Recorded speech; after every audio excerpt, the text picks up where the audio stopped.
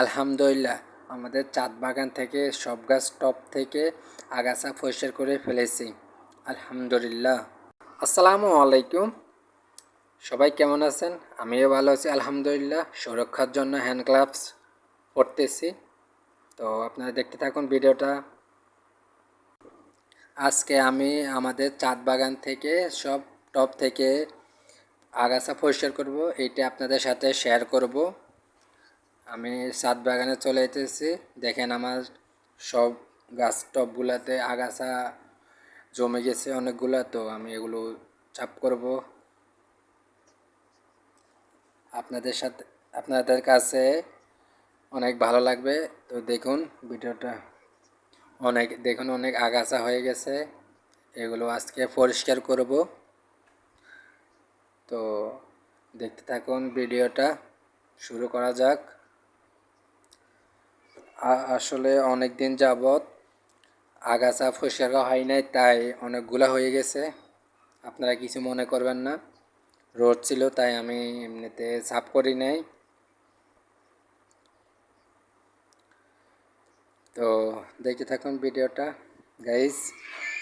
বেশি আগাছা হয়ে গেলে তো গাছের গাছ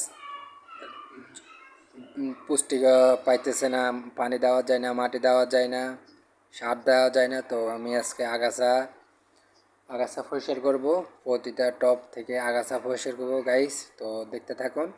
আর দেখতে তো পারছেন আমার মালটা গাছে মালটা ধরছে, আর কমলা গাছে কমলাও ধরছে গাইস। তো দেখতে থাকুন।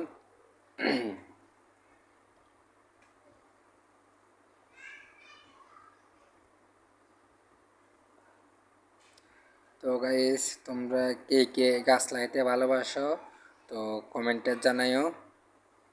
দেখো আমার এটা থেকে আগাছা তুলে ফেলে দিছি, মাশাআল্লাহ অনেক সুন্দর দেখা যেতেছে। তো দেখো, এটা হচ্ছে মালটা গাছ। দেখো কত বড় বড় মালটা ধরেছে, মাশাআল্লাহ পাকিস্তানি মালটা এগুলো গাছ দেখো। আর এটা হচ্ছে কমলা গাছ পাকিস্তানি। এটার মধ্যে মধ্যে অনেকগুলা টমেটো ধরছে, টমেটো গাছ উঠছে। তো এগুলো এখন তুলে পালিয়ে দিব, এগুলো রাখি কোনো লাভ নেই, এগুলো আমাদের টমেটো ধরবে না। তো আমার ভিডিওটা যদি ভালো লাগে লাইক কমেন্ট শেয়ার করবা গাইস। তো এটা হচ্ছে প্রথম পার্ট, দ্বিতীয় পার্টও শীঘ্রই আসতে চলেছে।